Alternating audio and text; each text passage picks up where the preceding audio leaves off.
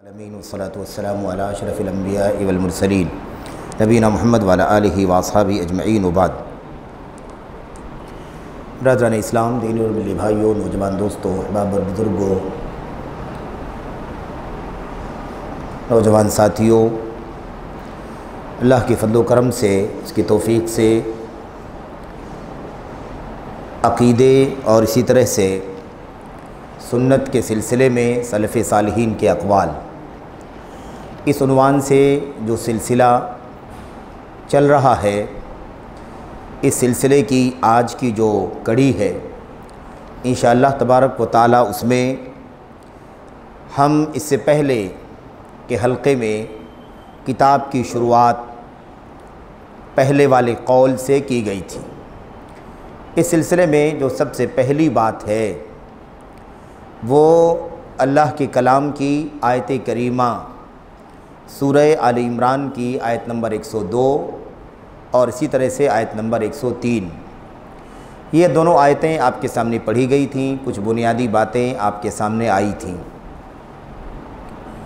اس میں جو سب سے بڑا پیغام ہمیں اور آپ کو مل رہا ہے اس آیت کریمہ میں، یا ان دونوں آیتوں میں جو پیغام مل رہا ہے وہ یہ مل رہا ہے کہ یہ اسلام، اللہ تبارک و تعالیٰ کا دین، جو قرآن کریم کی شکل میں اور اسی طرح سے نبی محترم صلی اللہ علیہ وسلم کی سنت کی شکل میں، اور اس کے بعد یہ قرآن کریم اسی طرح سے یہ سنت نبی کریم صلی اللہ علیہ وسلم کی، اس کو سب سے پہلے جن لوگوں نے سنا، دیکھا، سیکھا اور اس کے بعد اس کے مطابق عمل کیا، وہ حضرات صحابہ کرام ہیں۔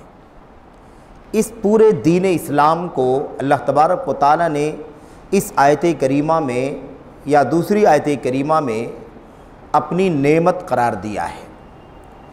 ہمیں بہت بنیادی طور پر یہ بات سمجھنی ہے۔ دین اسلام کو بہت سارے لوگ جذباتی طور پر اللہ تعالیٰ کی نعمت ہے، اللہ کا احسان ہے، اللہ کا کرم ہے، ایک تو جذباتی محبت ہوتی ہے دین اسلام سے، لیکن ایک اصولی اور علمی محبت ہونی چاہیے، اور یہ بنیادی طور پر ہر مسلمان کی ذمہ داری ہے کہ اسلام کو اس کی بنیادوں کی روشنی میں ہم سمجھیں اور اس کا علم حاصل کریں۔ اللہ تبارک و تعالیٰ نے فرمایا، ایمان والو، اللہ تعالیٰ کا تقوی اختیار کرو جیسے اس کے تقوی کا حق ہے۔ اس حوالے سے باتیں اس سے پہلے آئی ہیں۔ اور تمہاری موت نہ ہو، تم نہ مرو مگر اس حالت میں کہ تمہاری موت آئے تو تم مسلمان ہو، یعنی اللہ تبارک و تعالیٰ کے حکم کے سامنے اس کے دین کے مطابق زندگی گزارنے والے رہو، اسی حالت میں تمہاری موت آئے۔ گویا کہ اس میں استقامت کی اور ہمیشہ اسلام کی پابندی کی تعلیم دی جا رہی ہے۔ خلوت ہو، جلوت ہو، سردی ہو، گرمی ہو، ہے نا، اسی طریقے سے حالات اچھے ہوں، حالات مشکلات والے حالات ہوں، ہر حالت میں اللہ تبارک و تعالیٰ کے دین کو اپنی زندگی میں طاقت کے مطابق نافذ کیے ہوئے ایک مسلمان زندگی گزارے، تاکہ موت آئے تو اسلام کی حالت میں موت آئے۔ اچھا، اس کے بعد اللہ تعالیٰ نے فرمایا، اللہ تعالیٰ کی رسی کو مضبوطی سے سب مل کر کے مضبوطی سے پکڑ لو، اور فرقہ نہ بنو، ٹکڑیوں میں نہ بٹو۔ آگے اللہ نے فرمایا، اللہ تعالیٰ کی اس نعمت کو یاد کرو جو تمہارے اوپر اللہ تبارک و تعالیٰ نے کی ہے۔ اپنے اوپر اللہ تبارک و تعالیٰ کی نعمت کو یاد کرو۔ اذ کنتم اعداء فالف بین قلوبکم، جب تم آپس میں ایک دوسرے کے دشمن تھے تو اللہ تبارک و تعالیٰ نے تمہارے دلوں میں الفت اور محبت پیدا کر دی، تمہارے دلوں میں الفت اور محبت پیدا کر دی۔ فاصبحتم بنعمتہ اخوانا، اور تم لوگ اللہ تبارک و تعالیٰ کی نعمت کے صلے میں، نعمت کے نتیجے میں آپس میں بھائی بھائی بن گئے۔ اب یہاں پر اعداء اور اخوانا کو سمجھنے کی ضرورت ہے۔ اعداء اور اس کے بعد اخوانا، اللہ نے فرمایا اذ کنتم اعداء، جب تم لوگ دشمن تھے۔ اس کے بعد آگے اللہ نے کیا فرمایا، فاصبحتم بنعمتہ اخوانا، تم آپس میں اعداء دشمن تھے، اور اس کے بعد تم کیا ہو گئے؟ اس نعمت کے نتیجے میں آپس میں بھائی بھائی بن گئے، اخوان، آپس میں ایک دوسرے کے بھائی، اخوان، اخوہ، اخوان اور اخوہ یہ جمع ہے، اخ کے معنی بھائی کے ہوتے، تو اخن کے معنی بھائی، اور یہ اخوان جمع، آپس میں بھائی بھائی ہو گئے۔ یہ بھائی بھائی کیسے بن گئے؟ اب یہاں پر ایک بات اچھی طرح سے غور کرنے کی ہے، وہ یہ ہے کہ اللہ تبارک و تعالیٰ نے کیا فرمایا؟ تم لوگ یاد کرو اس وقت کو جب تم دشمن تھے۔ کیا تھے؟ دشمن تھے، اور دشمن کے بعد جب اسلام کی نعمت ملی تمہیں تو تم کیا ہو گئے؟ اللہ تعالیٰ کی نعمت کے نتیجے میں بھائی بن گئے۔ اللہ نے یہ کیوں نہیں فرمایا کہ تم دشمن تھے اور اللہ تبارک و تعالیٰ کی نعمت کے نتیجے میں تم دوست بن گئے؟ دشمن کے مقابلے میں دوست ہے، دوست کے مقابلے میں دشمن، لیکن اللہ تبارک و تعالیٰ نے کیا فرمایا؟ تم آپس میں دشمن تھے، اللہ تبارک و تعالیٰ نے تمہارے دلوں میں محبت ڈال دی، الفت پیدا کر دی، دلوں کو جوڑ دیا، اور تم اللہ تعالیٰ کی نعمت کے نتیجے میں بھائی بھائی بن گئے۔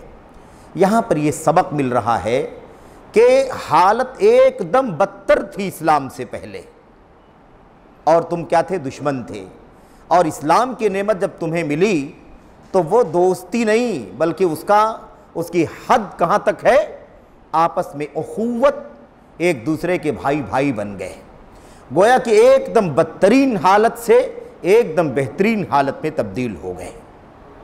یہ پیغام ہے اس کے اندر، اور یہ وہ اسلام ہے جس اسلام کے بارے میں یہ بات کہی جا رہی ہے۔ دونوں باتوں پر غور کرنا ہے، ایک تو کہ اللہ تبارک و تعالیٰ نے نعمت کہا ہے اسے، دوسری چیز آیت کریمہ میں 2 مرتبہ نعمت کا لفظ دہرایا گیا ہے، تیسری بات یہ سمجھنی ہے کہ اللہ تبارک و تعالیٰ نے دشمن کے مقابلے میں اسلام کے نعمت کے نتیجے میں، اسلام کی نعمت کے ذریعے سے تم آپس میں بھائی بھائی ہو گئے۔ اب سمجھنا یہ ہے کہ اسلام سے پہلے والی حالت جب دشمن تھے، اسلام سے پہلے والی حالت جب تم دشمن تھے، جاہلیت والا دور، ایک دوسرے کے دشمن تھے۔ اچھا، اسلام کی آمد کے بعد تم آپس میں اتنا زیادہ قریب ہوئے کہ دوست نہیں بلکہ بھائی بھائی بن گئے۔ کون سا اسلام تھا جس اسلام نے دشمنوں کو دشمنی سے نکال کر اخوت اور بھائی چارگی میں تبدیل کر دیا؟ کون سا اسلام تھا؟ وہ اسلام آج ہے یا نہیں ہے؟ اور اگر وہ اسلام ہے تو پھر یہ دشمنیاں کیوں ہیں؟ یہ انتشار کیوں ہے؟ یہ دلوں میں الفت کے بجائے آپس میں نفرت اور عداوت کیوں ہے آخر؟ اس کے بعد اللہ تبارک و تعالیٰ نے پہلے والی آیت کریمہ میں کیا فرمایا؟ آیت کریمہ کی شروع میں کیا کہا؟ اللہ کی رضی کو مضبوطی سے تھام لو، فرقوں میں نہ بٹو، فرقوں میں نہ بٹو۔ اللہ تبارک و تعالیٰ کی نعمت یہی اللہ تعالیٰ کی رسی ہے۔ اللہ تعالیٰ کی نعمت کیا ہے؟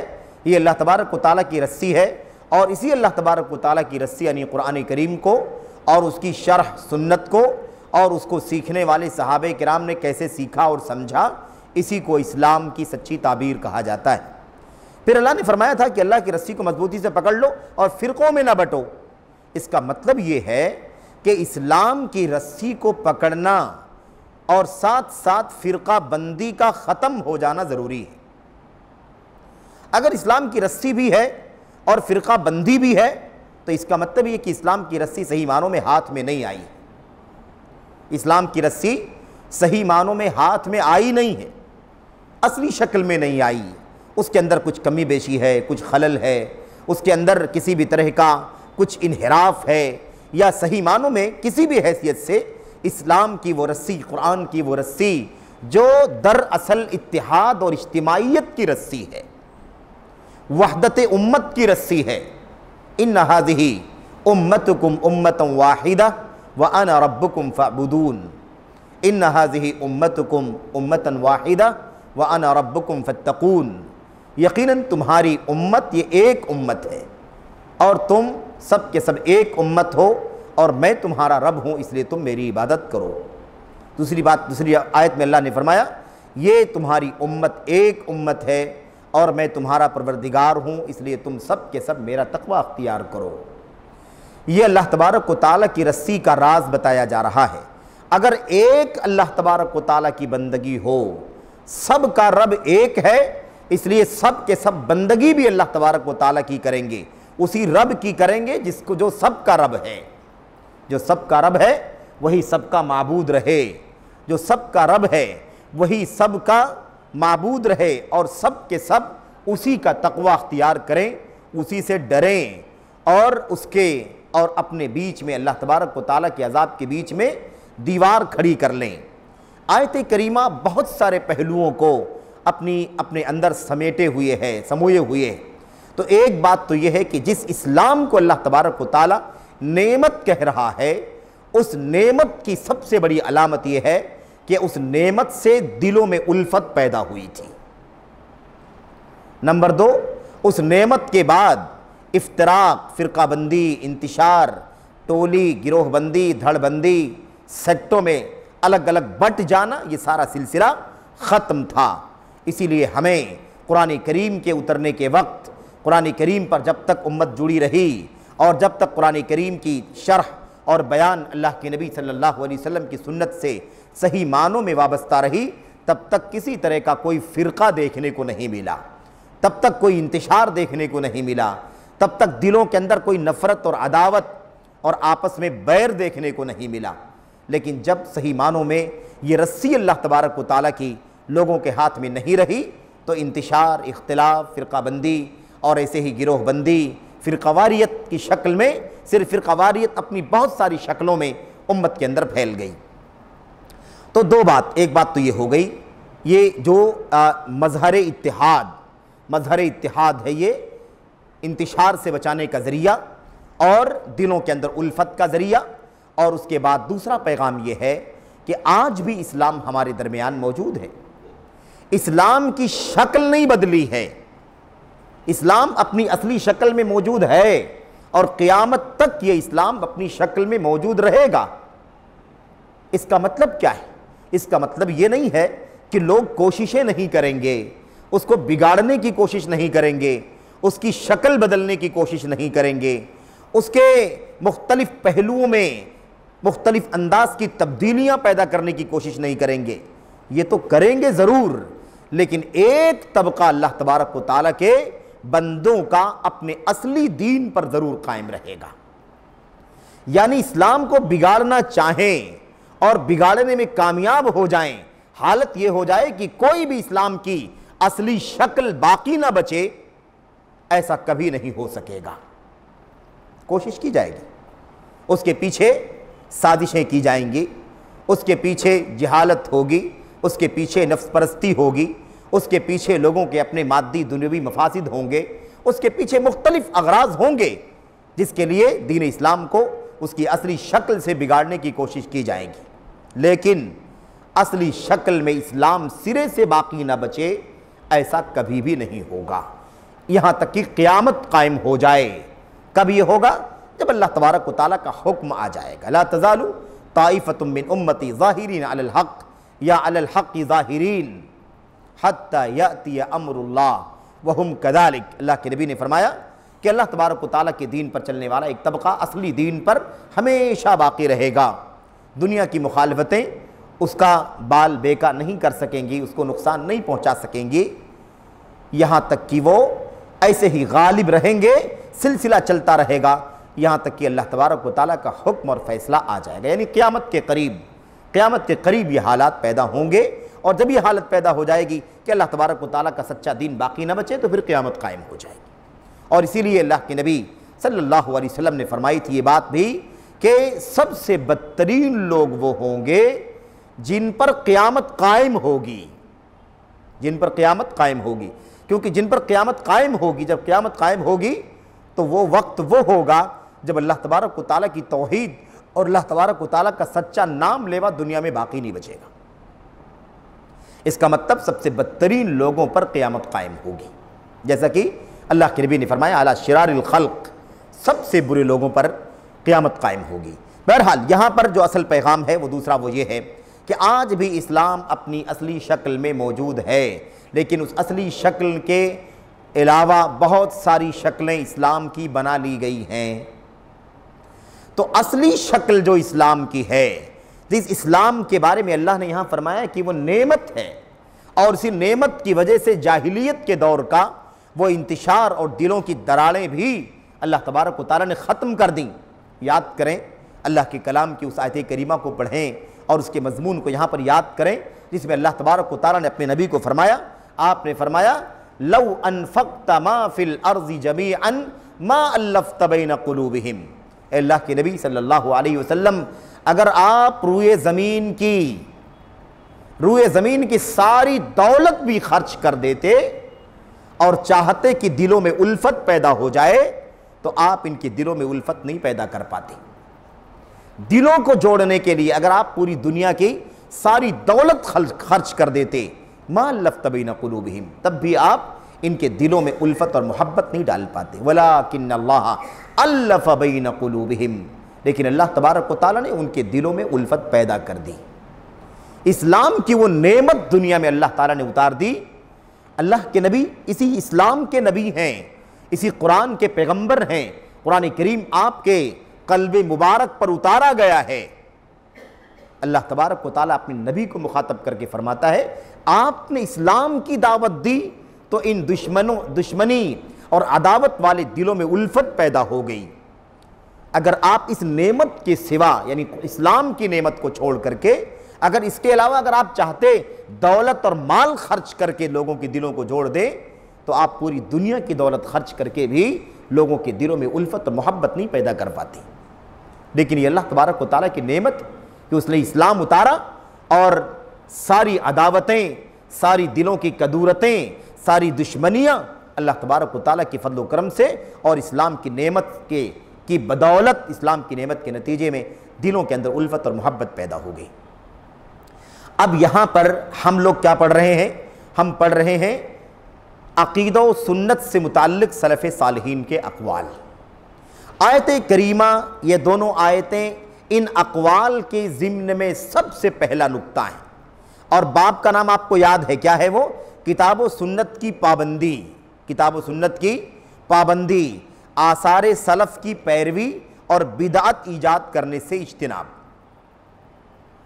بھئی عقیدے اور سنت پر سلف کے اقوال ہیں، عقیدے کے بارے میں اور سنت کے بارے میں، اسی لیے آپ یاد رکھیں کتاب و سنت کی پیروی ہونی چاہیے، پابندی ہونی چاہیے، سلف صالحین کے اقوال کی پیروی ہونی چاہیے، اور ایسے ہی بدعت ایجاد کرنے سے اجتناب کرنا چاہیے۔ پہلا باب ہے، اور اس ضمن میں جو پہلے والی 1 نمبر پر جو آیتیں لکھی گئی ہیں وہ اللہ کے کلام کی یہ دونوں آیتیں نوٹ کی گئی ہیں۔ شیخ جمال فریحان حارثی رحمۃ اللہ علیہ نے یہ دونوں آیتیں پہلے نمبر پر ذکر کی ہیں، اس لیے کہ یہ اسلام کی اصلی شکل کے بعد جو دنیا میں پہلے انتشار پیدا ہوا وہ بدعت کے نتیجے میں پیدا ہوا۔ پہلے جو فرقہ بندی آئی، پہلا جو فرقہ دنیا میں وجود میں آیا وہ اسی اصلی دین سے ہٹ جانے کی وجہ سے آیا، اسی قرآن کی رسی کو چھوڑ دینے کی وجہ سے پیش آیا، اسی اصلی اسلام سے برگشتہ ہو جانے کی وجہ سے یہ فرقہ وجود میں آیا، اور اس کے بعد دوسرا، تیسرا، چوتھا یہ سارے فرقے پیدا ہوتے چلے گئے۔ اللہ کے نبی علیہ السلام کی حدیثوں کی روشنی میں پتہ چلتا ہے کہ سب سے پہلا فرقہ جو وجود میں آیا وہ یہی خوارج کا فرقہ تھا۔ خوارج کا فرقہ پہلا جس کی طرف اشارہ کیا تھا نبی کریم صلی اللہ علیہ وسلم نے، اور وہ جنگ حنین کا واقعہ آپ سب جانتے ہیں۔ یہ دو آیتیں جو ہیں دونوں، اصل میں اس کا پس منظر کیا ہے؟ اس کا پس منظر تو اصل میں جب اللہ کے نبی صلی اللہ علیہ وسلم ہجرت کر کے مکہ سے مدینہ آئے تو آپ نے مدینے کے اندر یہ دیکھا کہ 2 بڑے قبیلے اوس اور خزرج یہ دونوں بڑے قبیلے، اور اس کے بعد ان کے خلفاء یعنی اوس کے ساتھ دینے والے اور ایسے ہی خزرج کے ساتھ دینے والے، ان کے سپورٹرز اور ان کے سپورٹرز، ان کے الائنس والے اور ان کے الائنس والے، ان دونوں میں بڑی جنگیں، تاریخ و سیرت سے پتہ چلتا ہے کہ 40 سال سے ان کے درمیان خونی جنگیں چل رہی تھی، اور شروعات ہوئی تھی کس کی وجہ سے؟ کسی معمولی چیز کی وجہ سے یہ اختلاف شروع ہوا تھا، اور ادھر والے ایک شخص کو مار دیا، قتل کر دیا، اس کے بعد انتقام میں ادھر کے لوگوں نے ادھر والوں کے کئی لوگوں کی جان لے لی، اور اس کے بعد ان لوگوں نے اور بڑا انتقام لے کر کے اس سے زیادہ نقصان پہنچایا۔ یہ سلسلہ چلتا رہا ادھر سے، اور یہ سلسلہ چل رہا تھا اسی بیچ نبی محترم صلی اللہ علیہ وسلم کو اللہ تبارک و تعالیٰ نے اسلام کی نعمت سے نواز کر، اسلام کی نعمت سے نعمت عطا فرما کر اس امت کے لیے رحمت بنا کر کے بھیج دیا۔ جو کسی کی سننے والے نہیں تھے، اسلام کی نعمت مل گئی، توحید کی نعمت ملی، نبی کی سچی سنت کی نعمت ملی، اس کی چھاؤں میں وہ آ گئے، وہ اپنے جان کے دشمنوں کو بھی اپنے گلے لگانے لگے، سب کچھ معاف کر دیا، سب کچھ نظر انداز کر دیا، ساری کدورتیں، ساری نفرتیں دلوں کی اسی بنیاد پر کہ یہ ہمارا بھائی ہے، کیونکہ ہم بھی شرک سے توبہ کر کے، کفر سے توبہ کر کے توحید کے علمبردار بن گئے ہیں، اور ہم نے اپنی نفس پرستی کو چھوڑ کر کے ایک نبی کی سنت کو اپنی زندگی میں نافذ کر لیا ہے، اسی پر یہ ہمارا بھائی بھی چلتا ہے۔ نبی کریم صلی اللہ علیہ وسلم نے اسلام کی نعمت کے ذریعے سے ان لوگوں کو آپس میں ایک دوسرے کا بھائی بنا دیا۔ تو اب پیغام یہ ہے کہ ہم عقیدہ و سنت کے بارے میں سلف کے اقوال، یعنی کیا مطلب، یہ جو اصل راستہ ہے عقیدہ کتاب و سنت کا اور راستہ سلف کا، یہی اتحاد کا مظہر ہے، یہی اجتماعیت کا مظہر ہے، یہی دلوں کی الفت و محبت کا مظہر ہے۔ اگر یہاں خلل پایا جاتا ہے تو یاد رکھیں، سیاست میں آدمی ساتھ میں رہے، کاروبار میں آدمی ساتھ میں رہے، ایک دوسرے کا پڑوسی رہے، ایک دوسرے کا خاندان کا خون کا رشتہ دار بھی رہے، لیکن اگر اس میں انتشار پیدا ہو جائے، اگر یہ ایک نہ ہو تو حقیقت میں کبھی دلوں میں محبت اور الفت پیدا نہیں ہو سکتی۔ یہ سب سے پہلا نقطہ ہے، پہلے باب کا پہلا نقطہ ہے، اور یہ ہمیں پیغام دے رہا ہے کہ امت میں آج اتنے سارے نعرے لگ رہے ہیں، اتنے سارے اسٹیج سجائے جا رہے ہیں، اتنے سارے بینرز لگائے جا رہے ہیں، اور اتنا زیادہ بہرحال آج کل اتحاد پیدا کرنے کے لیے لوگوں نے سارے پلان کو، ساری تھیوریوں کو چھوڑ کر کے کتاب و سنت کے لوگوں نے ایک الگ طریقہ نکال رکھا ہے کہ اعلان کر کے ایک ہو جاؤ، ایک ہو جاؤ، اعلان کر کے لوگ ایک بنانا چاہتے ہیں، اتحاد پیدا کرنا چاہتے ہیں۔ یہ جو طریقہ چل پڑا ہے، یاد رکھو اللہ تبارک و تعالیٰ نے ایسی جامع بات اپنے کلام میں کہہ دی ہے کہ اس کے آگے کوئی کلام نہیں۔ اے اللہ کے نبی، آپ اگر دنیا کی ساری دولت خرچ کر کے ان کے دلوں میں محبت پیدا کرنا چاہتے تو نہیں کر پاتے۔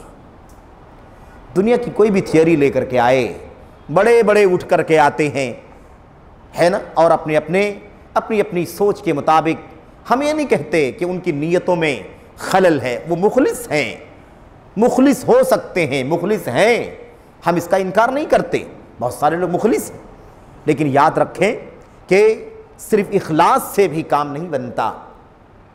اجتہاد کر کے اپنی مرضی کے مطابق اتحاد کا کوئی راستہ، کوئی سبیل پیدا کرنے کی کوشش کرے تو اتحاد پیدا ہو جائے، ایسا ممکن نہیں ہے۔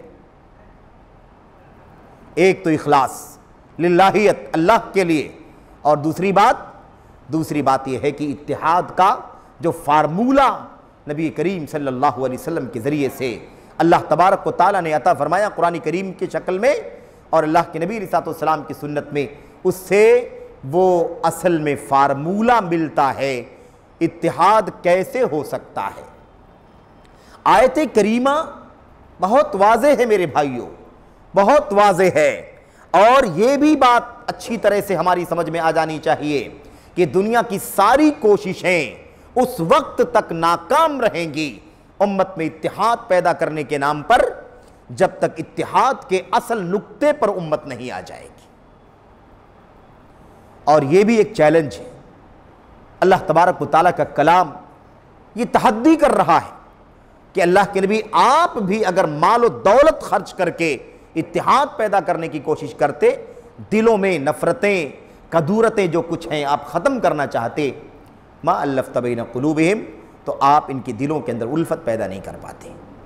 اس کا مطلب یہ ہے کہ یہ بھی واضح ہے اتحاد کا راستہ کیا ہے، اور اتحاد کے لیے اس راستے کے علاوہ جتنی بھی کوششیں کر لی جائیں سب کی سب فلاپ ہوں گی، ناکام ہو کر کے رہ جائیں گی۔ تو یہ ایک نمبر نہیں ہے صرف، یہ اس پورے اصولوں میں ایک نمبر ہے، ان تمام اقوال سلف میں ایک نمبر ہے، ایک نمبر۔ یہ جو بات بیان کی جا رہی ہے اللہ کے کلام کی، وہ آیتیں ہیں میرے بھائیوں کہ اب اس کے بعد ہمیں اتحاد کا کوئی فارمولہ، کوئی تھیوری، کوئی نظریہ ہمیں ڈھونڈنے اور تلاش کرنے کی ضرورت نہیں ہے، اسے برتنے کی ضرورت ہے، زندگیوں میں نافذ کرنے کی ضرورت ہے بس۔ اور اس کی شرح ہوتی رہے گی، اس ایک کی شرح آگے والے اقوال میں ہوتی رہے گی، اللہ کے کلام کی آیتوں میں بھی۔ اچھا، اس کے بعد دیکھیے، تو دنیا کی بات ہو گئی، دنیا کی بات ہو گئی۔ یاد رکھو، یہ دنیا کا انتشار، اسلام کے نام پر جو انتشار چل رہا ہے، اس انتشار کا، اس فرقہ بندی کا، اس دھڑ بندی کا اور اس فرقہ واریت کا انجام دنیا میں بھی ہے، بے امنی ہے، بد امنی ہے، انتشار ہے، پسپائی ہے، ذلت ہے، خاری ہے، غیروں کے بیچ میں کوئی حیثیت نہیں ہے ہماری۔ میرے بھائیوں، میرے بزرگوں، اور آخرت میں کیا ہوگا؟ اللہ تبارک و تعالیٰ نے اس کا بھی نقشہ یہاں پر کھینچا ہے۔ جب انتشار میں تھے، اسلام کی نعمت سے محروم تھے، کفر، شرک اور نفس پرستی کی زندگی جاہلیت میں گزار رہے تھے، تو اس وقت اس یہ دنیا کی زندگی بھی اجیرن تھی، بد امنی کی زندگی تھی، اور اسی حالت میں اگر دنیا سے مر جاتے، چلے جاتے، تو آخرت میں کفر و شرک کی وجہ سے کیا ہوتا؟ آخرت میں جہنم کا عذاب ہوتا۔ اللہ تبارک و تعالیٰ نے وہ دوسرا نقطہ بیان فرمایا، دنیا کی بات تو ہو گئی، آخرت کی بات۔ دنیا میں الفت ہے، آپس میں محبت ہے، اجتماعیت ہے، آپس میں ایک دوسرے کے ساتھ اخوت اور بھائی چارہ۔ اور آخرت میں کیا تھا مسئلہ؟ اللہ تعالیٰ نے فرمایا وَكُنْتُمْ عَلَى شَفَا حُفْرَةٍ مِّنَ النَّارِ۔ یہ کہاں کی بات؟ پہلے والا ٹکڑا یاد رکھیں، اس وقت کو یاد کرو، اِذْ كُنْتُمْ أَعْدَاءً، جب تم دشمن تھے، اللہ نے تمہارے دلوں میں محبت پیدا کر دی اور تم اللہ کی نعمت کے نتیجے میں بھائی بھائی ہو گئے۔ اور اس وقت کو یاد کرو جب تم کا کیا تھے؟ اِذْ كُنْتُمْ، کیا کہا آگے؟ وَكُنْتُمْ عَلَى شَفَا حُفْرَةٍ مِّنَ النَّارِ، اور اس بات کو بھی یاد کرو کہ تم جہنم کے گڑھے کے مڈیر کے پاس کھڑے تھے۔ جہنم کے گڑھے کا بالکل جو کنارے والا حصہ ہوتا ہے نا، جہاں اگر آدمی کھڑا ہو جائے تو بس خطرہ ہوتا ہے کہ اب تب کبھی بھی گر سکتا ہے، اس کے پاؤں پھسل سکتے ہیں، لڑھک سکتا ہے، کنارے کی مٹی اسے جہنم کے گڑھے میں گرا سکتی ہے۔ اللہ تبارک و تعالیٰ نے فرمایا وَكُنْتُمْ عَلَى شَفَا حُفْرَةٍ مِّنَ النَّارِ، جہنم کے گڑھے کے بالکل کنارے تھے، بالکل مڈیر پر تھے۔ فَأَنْقَذَكُمْ مِنْهَا، تو اللہ تبارک و تعالیٰ نے تمہیں اس سے بچا لیا، اللہ تبارک و تعالیٰ نے تمہیں اس سے بچا لیا۔ نبی کریم صلی اللہ علیہ وسلم نے بات فرمائی تھی نا، مشہور حدیث، نبی کریم صلی اللہ علیہ وسلم کی لمبی حدیث، آپ نے اس میں کیا فرمایا تھا؟ میں تمہاری کمر پکڑ کر کے کھینچ رہا ہوں اور تم جہنم کے گڑھے میں کودنے کی کوشش کر رہے ہو، ہے کہ نہیں؟ آخذ بحجوزکم وانتم تتقحمون فی النار، میں تمہاری کمر پکڑ کر کے کھینچ رہا ہوں، نہ کودو۔ کہاں کود رہے ہو؟ کہاں جا رہے ہو؟ جہنم ہے، نیچے آگ کی کھائی ہے، کہاں جا رہے ہو؟ یہ توحید تمہارے لیے، یہ سنت تمہارے لیے ہے، کہاں شرک پر تم چل رہے ہو؟ کہاں بدعات پر، نفس پرستی پر زندگی گزار رہے ہو؟ یہ تعبیر ہے، یہ تعبیر ہے کہ میں تمہاری کمر پکڑ کر کے کھینچ رہا ہوں اور تم جہنم کے گڑھے میں کودنے کی کوشش کر رہے ہو۔ بات سمجھ میں آ گئی کہ نہیں آ گئی؟ تم کودنے کی کوشش کر رہے ہو، یعنی ایک دم اگر کمر نہ پکڑوں تو تم جہنم کے گڑھے میں چلے جاؤ گے۔ اللہ نے فرمایا تم جہنم کے گڑھے کے بالکل مڈیر پر کھڑے تھے، فَأَنْقَذَكُمْ مِنْهَا، تو اللہ تبارک و تعالیٰ نے تمہیں اس سے بچا لیا۔ کیسے بچایا؟ اپنے نبی محمد صلی اللہ علیہ وسلم کو انسانیت کے لیے رحمت بنا کر کے بھیج دیا، قرآن کریم کو نجات دہندہ کتاب بنا کر کے بھیج دیا، نبی کی سنت کو اس دنیا کے اندر امن اور شانتی کا ذریعہ اور آخرت میں جنت کا راستہ بنا کر کے بھیج دیا۔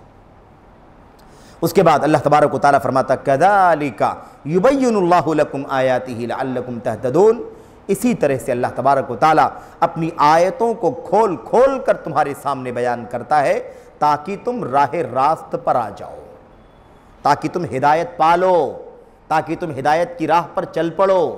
اس لیے اللہ تبارک و تعالیٰ تمہیں کھول کھول کر کے بتا رہا ہے۔ تو اسلام روایت نہیں ہے، اسلام نعمت ہے۔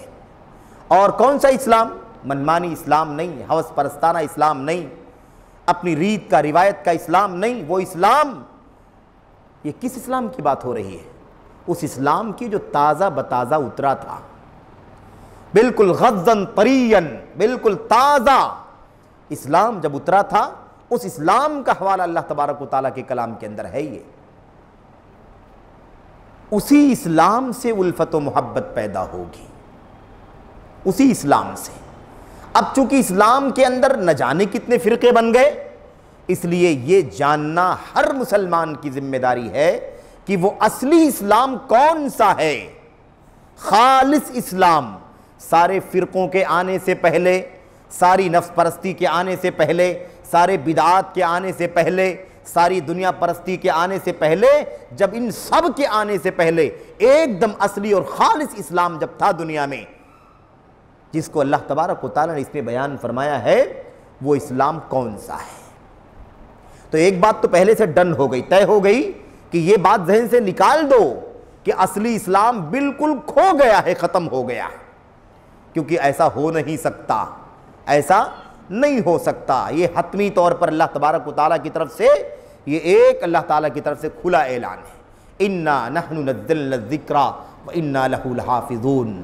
ہم نے ہی ذکر کو اتارا ہے، یقیناً ہم نے ہی ذکر کو، قرآن کریم کو اتارا ہے، اللہ کے نبی کی سنت کو اتارا، اسلام کو اتارا ہے، وَإِنَّا لَهُ لَحَافِظُونَ، اور یقیناً ہم ہی اس کی حفاظت کرنے والے ہیں۔ اس لیے اب حفاظت کی ذمہ داری امت کے افراد کے حوالے نہیں ہے، اللہ تبارک و تعالیٰ نے اس کی ذمہ داری حفاظت کی اپنے سر لے لی ہے۔ پچھلی امتوں کا مسئلہ، کتابوں کا مسئلہ، نبی کی سنتوں کا مسئلہ، پچھلی امتوں کے، اللہ تبارک و تعالیٰ نے ان تمام چیزوں کی حفاظت کی ذمہ داری امت کے لوگوں کے حوالے کر دی تھی، امت کے علماء کے، امت کے پادریوں کے، امت کے متقیوں کے، بزرگوں کے حوالے کر دیا تھا، جو نیک لوگ تھے یا اور امت کے لوگ تھے ان کے حوالے تھا، لیکن اسلام کی حفاظت کی ذمہ داری اللہ تبارک و تعالیٰ نے خود لے لی ہے۔ تو یہ بات تو ختم ہو گئی، اس لیے کوئی یہ نہ کہے کہ اسلام ہے ہی نہیں، اسلام کی اصلی شکل ہے ہی نہیں، اسلام اپنی شکل میں دنیا میں معمول بھی نہیں ہے، ایسا کوئی دعویٰ نہیں کرے، یہ دعویٰ غلط دعویٰ ہے، جھوٹا دعویٰ ہے۔ اسلام اپنی اصلی شکل میں موجود ہے، تھا، ہے اور آج بھی اور قیامت کے پہلے پہلے تک موجود رہے گا، جب تک اللہ تبارک و تعالیٰ کی قیامت قائم نہیں ہو جائے گی۔ اور یہ اسلام نظریاتی اسلام کی بات نہیں ہو رہی ہے، یہ بات عملی اسلام کی بات ہو رہی ہے۔ وہ اصل اسلام موجود ہے، یعنی اصل اسلام کتابوں میں نہیں موجود ہے، بلکہ کتابوں کے علاوہ اس اصلی اسلام پر عمل کرنے والے بھی دنیا میں موجود ہیں، آج بھی ہیں، کل بھی رہیں گے، ان سے دنیا خالی نہیں ہوگی۔ اس لیے دنیا کے ہر مسلمان کو یہ آیت کریمہ پیغام دے رہی ہے کہ تلاش کرو آج 14 صدیوں کے بعد وہ اسلام کہاں ہے جو الفت والا اسلام ہے، جس اسلام کے وقت کوئی فرقہ نہیں تھا، جس اسلام کے وقت کوئی انتشار نہیں تھا، جس اسلام کے وقت کوئی دھڑ بندی نہیں تھی، اس اسلام کی تلاش کرو، اس کو سیکھو، اس کو حاصل کرو، اس کے سورسز کا پتہ لگاؤ، وہ کون سا اسلام تھا جس کے وقت کوئی فرقہ نہیں تھا، فرقہ بندیوں سے پہلے والا اسلام۔ اس لیے کہ اگر اس اسلام کی تلاش نہیں کریں گے تو فرقہ بندیوں کی جھنجھٹوں سے باہر نہیں نکل سکیں گے۔ اس لیے ہمیں یہ جاننے کی ضرورت ہے، یہ پروگرام جو آپ کا چل رہا ہے، یہ اسی تلاش کی، اسی اصلی اسلام، اسی اصل راستے کی تلاش کے لیے اور اسی کی تربیت کے لیے پروگرام منعقد کیا گیا ہے، جو سلسلہ وار چل رہا ہے۔ آج ہم اس منزل تک پہنچے ہیں اور ابھی یہ سلسلہ دراز ہوگا، دلوں کو کشادہ رکھو سبھی لوگ، تب جا کر کے منزل تک پہنچ سکو گے۔ یہ اسلام جس کی بات چل رہی ہے، یہ آج 14 صدی میں، 15ویں صدی میں آج ہمارے سامنے آج بھی الحمدللہ اپنی اصلی شکل میں موجود ہے۔ تو یہ ایسے ہی نہیں چلا آیا، پھولوں کے دوش پر یہ اسلام یہاں تک نہیں آیا ہے، بلکہ کانٹوں سے گزر کر کے آیا ہے، تلواروں سے گزر کر کے آیا ہے، نیزوں سے گزر کر کے آیا ہے، بہت بچوں کو یتیم کر کے یہ اسلام یہاں تک پہنچا ہے، بہت ساری عورتوں کو بیوہ بنا کر کے اسلام یہاں تک پہنچا ہے، بہت سارے گھر ویران ہوئے ہیں تو اسلام یہاں تک پہنچا ہے۔ اس لیے اس اسلام کی عظمت کو سمجھو اور اس کے لیے بڑی قربانی دینے کے لیے دلوں کو بڑا رکھو۔ ہر شخص اپنی اپنی صلاحیت کو اس اصل اسلام کے لیے، اس کو سیکھنے سکھانے کے لیے، اس کو سمجھنے پڑھانے کے لیے ہر طرح کی قربانی دینے کے لیے تیار رہے۔ مال والا مال کی قربانی دے، وقت والا وقت کی قربانی دے، ہر شخص جس کے پاس جو صلاحیت ہے، علم والا اپنے علم کی قربانی پیش کرے، ہر شخص اپنی قربانی دے تاکہ اس مشن کا حصہ بنے جس مشن کے ساتھ یہ اسلام آج اصلی شکل میں ہمارے سامنے موجود ہے۔ میرے بھائیوں، اللہ تبارک و تعالیٰ نے حفاظت کی ذمہ داری لی ہے، اس کے لیے کس کو کھڑا کیا، کس کو تیار کیا؟ کون تھے جنہوں نے مال کی قربانی دی؟ کون تھے جنہوں نے وقت کی قربانی دی؟ کون تھے جنہوں نے اپنی صلاحیتوں کو لگایا اور اس کے پیچھے اپنی ساری دنیا کی آشائشوں کو قربان کر دیا؟ لیکن اسلام کی آبیاری کی اور اصلی اسلام کو آج بھی ہم اپنی اصلی شکل میں محفوظ پاتے ہیں۔ وہ راستہ محفوظ ہے، وہ ٹریک ہمارے سامنے موجود ہے۔ اس لیے ضروری ہے کہ عقیدے میں، عبادات میں، اخلاق میں، معاملات میں، سیاست میں، دنیا کے ہر مسئلے میں، زندگی کے ہر پہلو پر اس اصلی اسلام کی تلاش کریں جس اصلی اسلام کے وقت کوئی دنیا میں انتشار نہیں تھا، کوئی فرقہ بندی نہیں تھی۔ یہ پیغام ہے میرے بھائیوں، اور اس مشن کے لیے الحمدللہ جماعت اہل حدیث کا ایک ایک فرد کام کر رہا ہے، اپنی اپنی صلاحیت کے مطابق کام کرنے کی ضرورت ہے۔ یہ بھی آپ کا آپ کی جو کوشش ہے، یہ بھی اسی مشن کا ایک حصہ ہے کہ امت کے عوام کو، امت کے نوجوانوں کو، ملت کے بچوں کو، ماؤں بہنوں کو، عوام و خواص کو، سبوں کو اس اصلی اسلام کو متعارف کروایا جائے، بتلایا جائے، جس کے ذریعے سے دنیا سے انتشار ختم ہو سکتا ہے۔ جب ہم اصلی اسلام کی بات کرتے ہیں تو آج اس کا نام کیا ہے؟ اس کا تذکرہ نام کے ساتھ گزر چکا ہے۔ اس باب کے نام کے ساتھ کیا نام دیا تھا؟ نام دیا تھا کتاب و سنت کا التزام، آثار سلف کی پیروی اور بدعت ایجاد کرنے سے اجتناب۔ یہی اصلی اسلام ہے۔ یہی کیا ہے؟ یہی اصلی اسلام ہے۔ اچھا جناب، اس کے بعد دیکھیے، آئیے ذرا سا آگے بڑھتے ہیں۔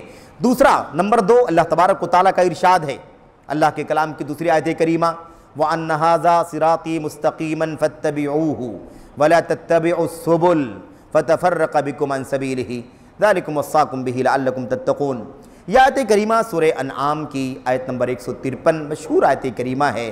بار بار جب ہم اصلی اسلام کی بات کرتے ہیں میرے بھائیوں تو یہ آیت کریمہ اس فہرست میں سب سے پہلے پڑھی جاتی ہے۔ اس کے اندر بھی وہ سارا پیغام دہرا دیا گیا ہے جو اس سے پہلے والی آیتوں میں اللہ تبارک و تعالیٰ نے بیان فرمایا ہے۔ آیت میں کیا کہا گیا؟ یہی میرا سیدھا راستہ ہے، وَأَنَّ هَذَا صِرَاطِي مُسْتَقِيمًا، یقیناً یہی میرا سیدھا راستہ ہے، فَاتَّبِعُوهُ، اس لیے اسی راستے پر چلو، اسی لیے اسی صراط مستقیم پر چلو، وَلَا تَتَّبِعُوا السُّبُلَ، اور دوسرے راستوں پر نہ چلو، اسی راستے پر چلو اور دوسرے راستے پر نہ چلو۔ یہاں یہ پیغام دے دیا گیا جو آیت کریمہ میں اس سے پہلے کہا گیا تھا نا، اللہ کی رسی کو مضبوطی سے تھام لو جمیعاً، سب کے سب، وَلَا تَفَرَّقُوا، اور ٹکڑیوں میں نہ بٹو۔ اس سے ہٹو گے تو بٹ جاؤ گے، اس سے ہٹے گا تو کیا ہوگا؟ انتشار، فرقہ واریت، دھڑبندیاں پیدا ہو جائیں گی۔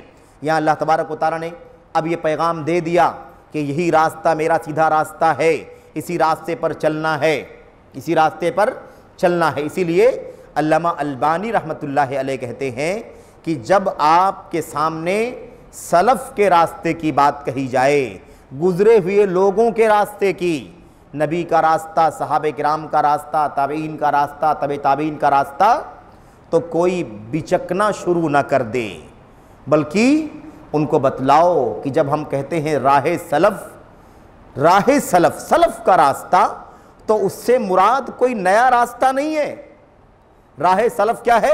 الاسلام الخالص، الاسلام المصفى، خالص اسلام کو کیا کہا جاتا ہے؟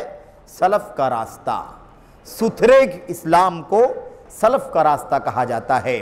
بدعات سے پہلے، انحرافات سے پہلے، فرقہ بندی سے پہلے، جاہلیت کے بعد جو سچا اسلام اللہ تبارک و تعالیٰ نے بھیجا، اس اسلام کے اندر الحمدللہ کوئی ملاوٹ نہیں تھی، اسی ملاوٹ سے پہلے والا اسلام، اسی کو سلف کا راستہ کہا جاتا ہے، جس پر صحابہ کرام چلتے رہے، جو قرآن میں سنت میں تھا صحابہ چلتے رہے، اور صحابہ کرام کے بعد پھر بعد کے لوگوں نے اسے صحابہ کرام سے سیکھا، اور ان کے بعد والوں نے صحابہ کرام کے بعد والوں سے سیکھا۔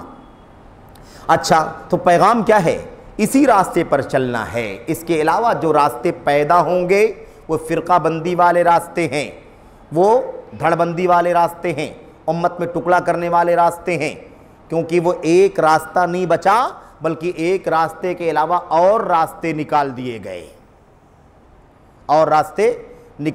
گئے، یہ بہت ہی موٹا مسئلہ ہے، بہت ہی موٹا مسئلہ، اور ہم بار بار کہتے ہیں نبی کریم صلی اللہ علیہ وسلم نے اپنی تعلیم و تربیت میں ڈائیگرام کا بھی استعمال کیا ہے، آپ نے ڈائیگرام کے ذریعے سے اس مسئلے کو سمجھایا، خطاً مستقیماً، آپ صلی اللہ علیہ وسلم نے ایک بالکل سیدھی لکیر کھینچی، وہ خطوطاً حولہ، اور اس کے دائیں بائیں اس کے ارد گرد اور بھی لکیریں اللہ کے نبی علیہ السلام نے کھینچی، اور اس کے بعد آپ علیہ السلام نے بیچ والی پہلے والی اس لکیر پر یا انگلی رکھ کر کے اشارہ کر کے آپ نے فرمایا، ھذا صراط اللہ، یہ اللہ تبارک و تعالیٰ کا راستہ ہے، یہ اللہ تبارک و تعالیٰ کا راستہ ہے، اور کنارے والے راستوں کو لکیروں کی طرف اشارہ کر کے بھی اللہ کے نبی نے فرمایا، ھذہ سبل، یہ دیگر راستے ہیں، یہ بیچ والا راستہ یہ صراط مستقیم ہے،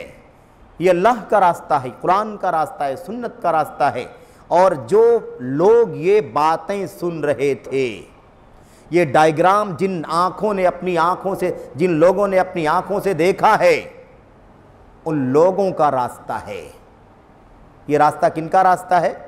جن لوگوں نے اس ڈائیگرام کو اپنی آنکھوں سے دیکھا، یہ راستہ ان کا راستہ ہے، آپ نے فرمایا یہ صراط مستقیم ہے۔ اسی لیے سورہ فاتحہ میں اہدنا الصراط المستقیم جب کہا گیا تو الصراط المستقیم کی تفسیر تابعین سے مروی ہے، ابو العالیہ رحمۃ اللہ علیہ وغیرہ سے، کہ ان سے کسی نے پوچھا کہ صراط مستقیم سے کیا مراد ہے، یہ سیدھا راستہ کیا ہے؟ تو انہوں نے کہا النبی صلی اللہ علیہ وسلم وصاحباہ ابو بکر و عمر، صراط مستقیم کی ہدایت دے۔ صراط مستقیم کیا ہے؟ ابو العالیہ رحمۃ اللہ علیہ نے کیا کہا اس سے مراد اللہ کے نبی صلی اللہ علیہ وسلم اور آپ کے دونوں خلفائے راشدین ابو بکر و عمر رضی اللہ تعالیٰ عنہما، یہ صراط مستقیم ہے۔ صراط مستقیم کیا ہے؟ نبی صلی اللہ علیہ وسلم۔ صراط مستقیم کیا ہے؟ ابو بکر۔ صراط مستقیم کیا ہے؟ عمر بن خطاب رضی اللہ تعالیٰ۔ لیکن ہم نے بار بار یہ بات کہی ہے کہ روایتی طور پر نہیں، جذباتی طور پر نہیں، عقیدت اور ارادت کے نام پر نہیں، بلکہ منہج اور اصول کے راستے، منہج اور اصول کے اعتبار سے۔ میرے بھائیوں، یہ بات اچھی طرح سے ذہن میں رکھیں۔ تو یہاں پر وہ جو فرقوں کی بات کہی گئی ہے، یہاں اللہ تبارک و تعالیٰ نے اس کو نام کیا لیا ہے؟ سبل۔ اور آگے اللہ نے کیا فرمایا؟ فَتَفَرَّقَ بِكُمْ عَنْ سَبِيلِهِ، اور راستوں پر مت چلو، کنارے والے راستوں پر، کیونکہ یہ راستے اگر تم نے ان میں سے کوئی راستہ پکڑا تو اللہ کے نبی نے فرمایا ہر راستے پر شیطان بیٹھا ہوا ہے اور وہ جہنم کی طرف بلا رہا ہے۔ ان میں سے کسی بھی راستے پر بلانے والے شیطان کی بات کو جو مان لے گا، ان سب کی منزل ایک ہے، سب کے سب قذفوہ فیہا، وہ سب کو گھسیٹ کر جہنم میں ڈال دیں گے۔ یہاں اللہ کے نبی نے اللہ تعالیٰ نے کیا فرمایا؟ فَتَفَرَّقَ بِكُمْ عَنْ سَبِيلِهِ، وہ اللہ تعالیٰ کے راستے سے، صراط مستقیم سے تمہیں بھٹکا دیں گے، تمہیں جدا کر دیں گے، اس راستے سے کنارے ڈال دیں گے۔ جب راستہ ہی وہ نہیں ہوگا تو منزل کہاں سے ملے گی؟ مجھے بتاؤ، منزل کہاں سے ملے گی؟ قرآن اور سنت کا نام لینے سے کام نہیں چلے گا، قرآن اور سنت کا نام لینا کافی نہیں رہا، کیونکہ اصلی اسلام کو ہمیں اگر پانا ہے تو ہمیں نبی کے صحابہ کے عمل کو، نبی کے صحابہ کے اسوے کو بھی پانا ضروری ہے۔ قرآن کریم آپ کو ہاتھ میں دے دیا جائے، سنت آپ کے ہاتھ میں دے دی جائے، کسی بھی آدمی کے ہاتھ میں، تو قرآن کا ترجمہ وہ جیسے چاہے گا ویسے کرے گا، حدیث کا معنی جیسے نکالنا چاہے گا ویسے نکالے گا۔ یہ انسان کی نجات کے لیے کافی نہیں ہوگا، بلکہ ضلالت اور پھر ہلاکت کا انجام بن جائے گا۔ ہلاکت کے نتیجے پر ہلاکت نتیجہ بن جائے گا، انجام کیا بن جائے گا؟ ضلالت اور اس کے بعد ہلاکت۔ اس لیے یہ بات یاد رہے کہ جن کے سامنے یہ آیتیں اتری ہیں سب سے پہلے انہوں نے ان آیتوں کو کیسے سمجھا، ان آیتوں پر کیسے عمل کیا، ان آیتوں پر عمل کرنے کے بعد کیسے انہوں نے آگے بڑھایا اور کیسے دعوت دی، اسی پر چل کر کے ہم انشاءاللہ تبارک و تعالی اس دنیا میں امن، اتحاد اور آخرت میں جنت کی نعمت پا سکتے ہیں۔ اور اسی چیز کو بار بار بیان کیا جا رہا ہے دوسری آیتوں کے اندر۔ اللہ تعالیٰ فرماتا ہے ذالکم وصاکم بہ، انداز دیکھو، پہلی آیت میں کیا کہا تھا؟ کذالک یبین اللہ لکم آیاتہ، اسی طرح اللہ تبارک و تعالیٰ تمہارے سامنے آیتوں کو کھول کھول کر کے بیان کرتا ہے لعلکم تہتدون، تاکہ تم کے سب کیا ہو جاؤ؟ ہدایت پا جاؤ، ہدایت یافتہ ہو جاؤ۔ یہاں اللہ نے کیا فرمایا؟ ذالکم وصاکم بہ، اللہ تبارک و تعالیٰ تم سب کو اس کی تاکیدی وصیت کر رہا ہے، تم کو تاکیدی حکم دے رہا ہے لعلکم تتقون، تاکہ تم سب کے سب کیا ہو جاؤ؟ تقوی کی راہ پر آ جاؤ، متقی بن جاؤ۔ یہ دونوں آیتیں یا دونوں جگہوں کی آیتیں ہمیں پیغام دے رہی ہیں کہ ہم کس طرح سے کتاب و سنت کی پابندی کرنا ضروری ہے، سلف صالحین کے راستے کی اتباع کرنا ضروری ہے، اور کس طرح سے اسی پر رہنا ضروری ہے۔ اس کے باہر دین کی کوئی نئی دین کے نام پر کوئی چیز نکالنا لانا ہمارے لیے روا اور جائز نہیں ہے۔ یہ کہاں سے مل گیا؟ یہ بات کہاں آ گئی کہ بدعات سے اجتناب کرنا چاہیے؟ یہی راستے، یہ راستے کون سے ہیں؟ وَلَا تَتَّبِعُوا السُّبُلَ، راستوں کی پیروی مت کرو، صراط مستقیم پر چلو۔ یہ راستے کون سے ہیں؟ اسی آیت کریمہ کی تفسیر میں حضرات صحابہ کرام اور حضرات تابعین کیا کہتے ہیں؟ کہتے ہیں سبل سے مراد ہے الاہواء والبدع۔ اہوا خواہشات نفسانی، یعنی منمانی، جو بھی جی میں آئے، جو بھی دل میں آئے، جو بھی چاہا، وہ کیا ہے؟ سب یہ نئے نئے راستے ہیں۔ والبدع، اور دین کے نام پر نئی نئی چیزوں کی ایجاد، یہ سب کیا ہے؟ یہ سب راستے ہیں۔ بہرحال یہ دونوں آیتیں بہت بنیادی ہیں، اور اسی سے سمجھ میں آتا ہے میرے بھائیوں کہ ہم کس طرح سے اصلی اسلام پر ہمیں پابندی کے ساتھ لگنا ضروری ہے، پابندی کرنا ضروری ہے، اس پر کاربند رہنا ضروری ہے، تب جا کر کے ہم فرقہ واریت سے بچ سکتے ہیں۔ یہاں پر ایک شبہے کا ازالہ بھی کرنا ضروری ہے، ایک شبہے کا ازالہ کرنا ضروری۔ اگر اصلی اسلام پر جو اللہ کی کتاب میں اتر گیا، نبی کی سنت میں آ گیا، اور جن لوگوں نے اس اللہ کے کلام کی آیت کریمہ کو سنا، دیکھا، برتا، عمل کیا، اور نبی کریم صلی اللہ علیہ وسلم کی زبان سے ان آیتوں کو سنا، آپ کی فرمودات کو، آپ کی سنتوں کو سنا، دیکھا، یہ جو راستہ ہے یہ اصلی اسلام کا راستہ ہے۔ یہ راستہ کون سا ہے؟ اصلی اسلام کا راستہ ہے۔ تو اس اصلی اسلام کے راستے کو بنیاد بنانے کے بعد اللہ تبارک و تعالی بعد میں اس سے ہٹ کے نکلنے والوں کو فرقہ کہہ رہا ہے۔ اللہ کے کلام کی دونوں آیتیں بتلا رہی ہیں کہ اصلی اسلام یہ ہے، اس سے چھوڑنے کے بعد، اس سے ہٹنے کے بعد جو راستہ پکڑو گے وہ راستہ کون سا راستہ ہوگا؟ وہ بدعت کا راستہ ہوگا، وہ فرقہ واریت ہوگی، وہ ٹکڑا ہوگا، وہ دھڑ بندی ہوگی۔ آیت کریمہ صاف کہہ رہی ہے کہ وہ اصل راستہ چلنے والا فرقہ نہیں مانا جائے گا۔ اصل راستے والا کیا ہے؟ اصل راستے والا اصل راستے پر ہے۔ سمجھ میں بات آ رہی ہے؟ وہ اکیلا ہی تھا، وہی ایک ہی راستہ ہی تھا، کوئی اور راستہ تھا ہی نہیں، اور الگ سے کوئی اور راستہ نکالنے سے منع کیا جا رہا ہے، اور اگر کوئی راستہ نکال رہا ہے تو اس پر چلنے سے منع کیا جا رہا ہے۔ ہمیں کسی اور راستے پر نہیں چلنا ہے۔ دونوں باتیں بار بار آ رہی ہیں، صراط مستقیم پر چلو اور دوسرے راستوں پر مت چلو۔ اب اس سے پتہ چل گیا کہ وہ اصل جو راستہ ہے، اس راستے پر چلنے والے اصل پر چلنے والے ہیں، کوئی بعد میں نکل کر آنے والا ٹکڑا نہیں ہے، کوئی بعد میں نکلنے والا ٹکڑا، پیدا ہو جانے والا، کٹ جانے والا، چھٹ جانے والا ٹکڑا نہیں ہے۔ اچھا، لیکن اب اس کے بعد فرقے پیدا ہوئے، ایک فرقہ، دو فرقہ ہے نا، اور اس سے زیادہ 10 20 50 ہے نا. اب فرقوں کی کتنی تعداد ہے اس کا ہم صحیح اندازہ نہیں لگا سکتے. بنیادی طور پر جو بڑے ٹکڑے بنیں گے وہ اللہ کے نبی علیہ السلام نے فرمایا کہ وہ 72 ہوں گے. 72 ہوں گے. 73واں ہم یہ ہے اصل. اب اللہ کے نبی علیہ السلام نے اس حدیث کے اندر جو فرقے کے نام پر 73 فرمایا ہے وہ کیا ہے؟ جو 73 کہہ دیا تو اس کو بھی فرقہ کہہ دیا کہ نہیں کہہ دیا؟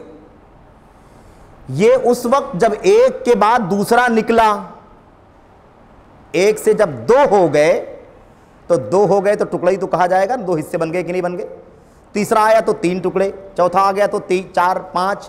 اب یہ 72 73 تک جب پہنچے تو اب سب کے اعتبار سے کتنی پارٹ دکھائی دے رہے ہیں آپ کے سامنے؟ 73 دکھائی دے رہے ہیں. لیکن اگر آپ 72 کو ہٹا کر کے اصل کو دیکھو تو کوئی ٹکڑا ہے؟ اصل ہے. تو اصل تھا تو کوئی ٹکڑا نہیں ہے, لیکن اصل کے بعد نقل پیدا ہوئی ہے تو وہ ٹکڑا دکھائی دینے لگا. اب جب تمہارے سامنے 73 ہیں تو 73 میں سے کس کو فالو کرو گے؟ تمہارے سامنے ٹکڑے ہی کی شکل میں سب دکھائی دے رہے ہیں. وہ اصل والا بھی ایک پارٹ دکھائی دے رہا ہے, وہ اصل مشن بھی کیا دکھائی دے رہا ہے؟ ایک ٹکڑا دکھائی دے رہا ہے, لیکن وہ اصل ہونے کے اعتبار سے ٹکڑا نہیں ہے. اس بھیڑ میں آنے کی وجہ سے ٹکڑا دکھائی دے رہا ہے, لیکن اصل ہونے کے اعتبار سے وہ ٹکڑا نہیں ہے. اس لیے بات کو سمجھیں کہ نبی نے اکیلا جب یہ راستہ تھا تو ٹکڑا نہیں فرمایا. اکیلا اصل جب اسلام تھا اس وقت کیا کوئی آیت ایسی ہے, کوئی حدیث ایسی ہے جس میں اس کو فرقہ کہا گیا ہو؟ کہیں اس کو فرقہ نہیں کہا گیا. جب اس اصل کے بعد دھڑ بندی لوگوں نے کی اور یہ اصل والا ان کے بیچ میں آ گیا تب اس کا نام فرقہ بن گیا, کیونکہ وہ بھی ایک ٹکڑے کی شکل میں دنیا کے سامنے دکھائی دینے لگا. تو فرقہ یعنی ٹکڑا اس وقت دکھائی دینے لگا جب اصل کے بعد دوسرے فرقے بن گئے, ورنہ اصل جب تھا تو کوئی فرقہ نہیں تھا, اس کو فرقہ نہیں کہا گیا.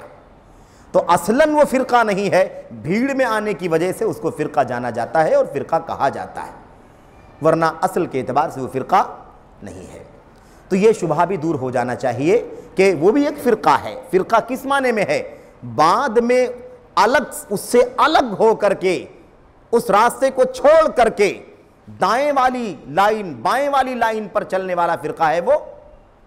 وہ دائیں بائیں چلنے, دائیں بائیں طرف کھینچی ہوئی لکیروں میں سے کوئی لکیر نہیں ہے جو بعد میں پیدا ہوئی ہے, بعد میں نکلے ہیں راستے, بلکہ وہ اصل بیچ والی لائن ہے جس کو اللہ کے نبی صلی اللہ علیہ وسلم نے بھی اور قرآن کریم نے بھی اس کو صراط مستقیم کہا ہے. یہ اللہ تبارک و تعالیٰ کا راستہ ہے. اس لیے اس بات کو اچھی طرح سے سمجھیں. اور یہ تو فرقے کی بات چل رہی ہے, اللہ کے نبی نے اس سے بھی آگے بات بیان فرمائی ہے کہ یہ اصل والے دنیا کی بھیڑ میں, فرقوں کے بیچ میں, دھڑ بندیوں کے بیچ میں اس قدر اجنبی ہو جائیں گے کہ ان کو تو پہچاننے والے بھی اکے دکے باقی بچیں گے. صرف فرقہ نہیں رہے گا بلکہ اچھوت بنا دیا جائے گا, اسے غیر معروف بنا دیا جائے گا, تعجب کی نگاہ سے دیکھا جائے گا. اس کا کوئی نام لے گا تو لوگ تعجب کریں گے کہ یہ کون لوگ ہیں. اللہ کے نبی علیہ السلام نے تو یہ پیشین گوئی کی ہے میرے بھائیوں, اور اسی کو اللہ کے نبی نے فرمایا تھا غربا, اجنبی ہو جائے گا. اس راستے پر چلنے والے کیا ہو جائیں گے؟ اجنبی ہو جائیں گے. اور اسی لیے بار بار ہمارے اسلاف, جیسا کہ ساری باتیں آئیں گی انشاءاللہ تبارک و تعالی, ہمارے اسلاف حضرات صحابہ کرام, تابعین, ائمہ دین ہمیں سمجھاتے رہے ہیں کہ اصل والے دین پر چلنے والے لوگ ہو, اصل والا دین, اصل والا راستہ, اس لیے اس پر چلتے رہو.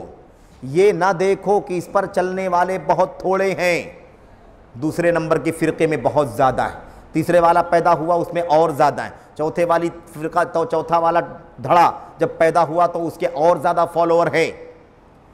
کسی کی تعداد کو دیکھ کر کے تمہیں مرعوب نہیں ہونا ہے, بلکہ کیا کرنا ہے؟ کرنا یہ ہے کہ اسی راستے پر چلتے رہو جس راستے پر چل کر کے دنیا میں اتحاد امن کا وعدہ ہے اور آخرت میں جہنم سے نجات اور جنت کا وعدہ ہے. اسی راستے پر چلتے رہو. ولا کیا کہا؟ ولا تستوحش بقلت السالکین, اور یہ قول کئی لوگوں سے مروی ہے، لیکن مشہور نام فضیل بن عیاض رحمۃ اللہ علیہ کا ہے۔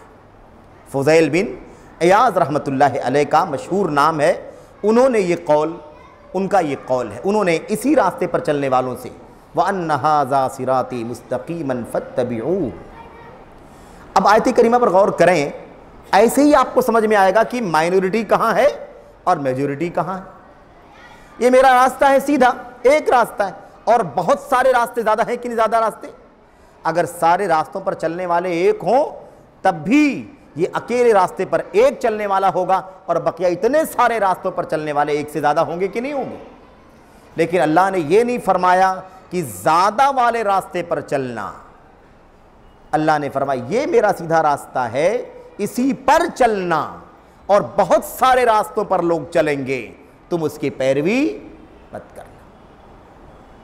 تو فضیل بن عیاض رحمۃ اللہ علیہ فرماتے ہیں، کہتے ہیں کہ یہ مت دیکھو کہ تم جس راستے پر چل رہے ہو اس پر چلنے والے ایک دو لوگ ہیں، 4 لوگ، 6 لوگ، 8 لوگ، چند لوگ ہیں، یا دنیا کی تعداد کے مقابلے میں، دنیا کے فرقوں کی تعداد کے مقابلے میں بہت کم لوگ ہیں۔ یہ مت دیکھو، کیا کہا؟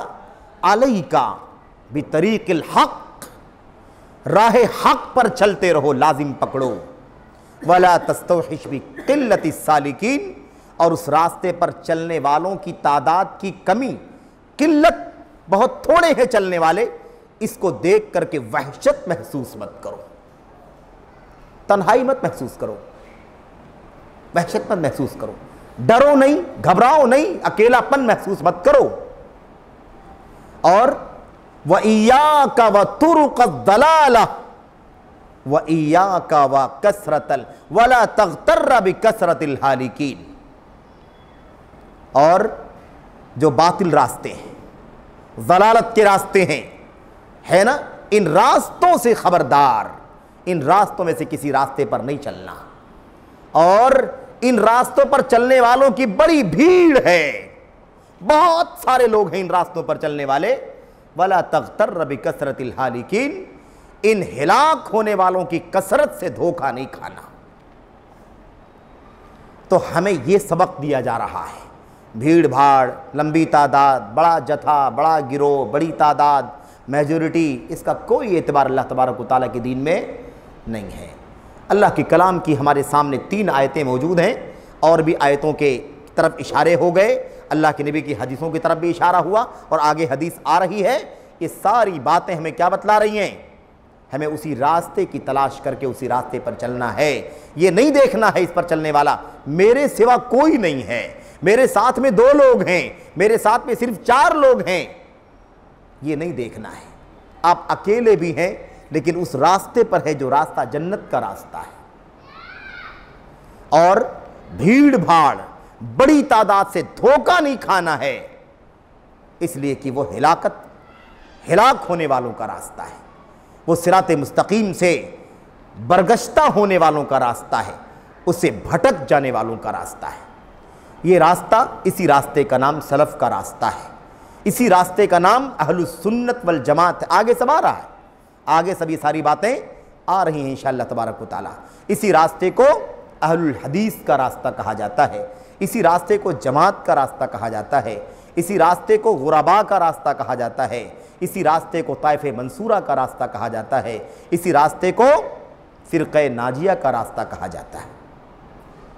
اچھا جناب، اس کے بعد ہمارے سامنے ایک حدیث ہے، تیسرا نمبر، قول نمبر 3، قول نمبر 3 ہے۔ یہ ہم جو اقوال پڑھ رہے ہیں نا، اقوال سلف، اللہ کا کلام بھی اس کے اندر آپ کے سامنے آئے گا، سب سے پہلے اللہ کے نبی کی حدیثیں بھی آپ کے سامنے آئیں گی، صحابہ کرام کے آثار بھی آئیں گے، تابعین کے اقوال بھی آئیں گے، تبع تابعین کے ائمہ محدثین، ان سارے لوگوں کے اقوال آئیں گے ہر موضوع کے تحت۔ تیسری بات ہمارے سامنے آیت کریمہ، یہ حدیث جو ہمارے سامنے ہے، چونکہ یہ حدیث ہمارے سامنے چونکہ بار بار آتی ہے اور ہم بار بار اس کو پڑھتے ہیں، اور اس کے مطلب اس کی شرح جو ہے وہ کافی لمبی ہے، کیونکہ لمبی حدیث ہے، اور میں سمجھتا ہوں کہ راہ سلف کو سمجھنے کے لیے، دنیا کی بدعتوں سے، خرافات سے، فرقوں سے نجات حاصل کرنے کے لیے اس حدیث سے زیادہ عظیم الشان حدیث آپ کو شاید ملے۔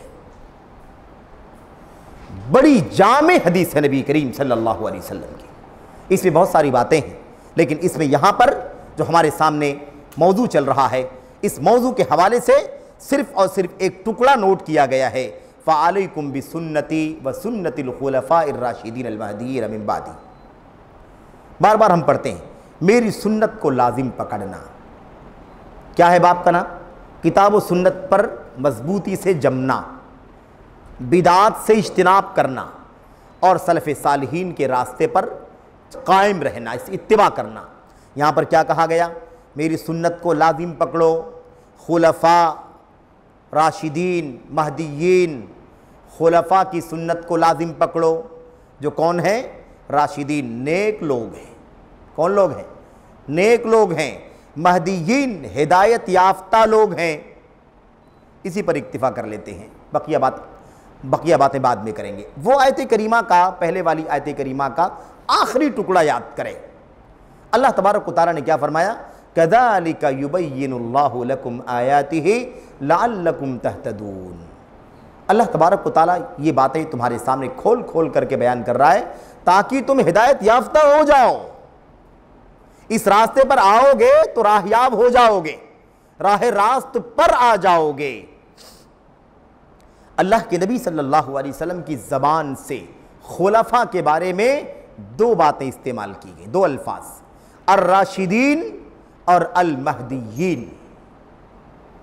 رشد ہے، کیا ہے؟ راہ راست، سیدھا راستہ، وہ سیدھے راستے پر چلنے والے ہیں۔ اور ان کی دوسری خوبی کیا ہے؟ المہدیین، ہدایت یافتہ ہیں۔ اس راستے پر چلیں گے تو ہدایت یافتہ ہو جائیں گے۔ اللہ فرماتا ہے اسی لیے ساری باتیں کھول کھول کر کے بیان کر رہا ہوں تاکہ تم ہدایت یافتہ ہو جاؤ۔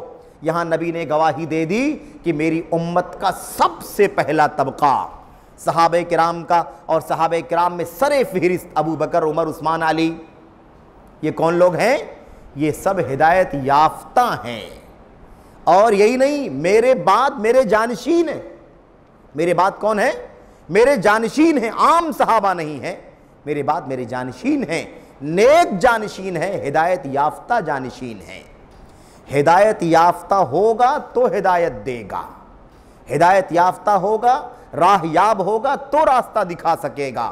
جو خود راہ یاب نہ ہو وہ دوسروں کو کہاں سے راہ دکھا سکتا ہے؟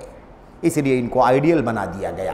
یہ صحابہ کرام کا سب سے اعلیٰ طبقہ ہے، خلفاء راشدین کا، ابو بکر، عمر، عثمان، علی، اسی ترتیب کے ساتھ رضی اللہ عنہم ورضوا عنہ۔ بہرحال انشاءاللہ تبارک و تعالیٰ بقیہ باتیں اس حدیث سے متعلق اگلے درس میں ہوں گی۔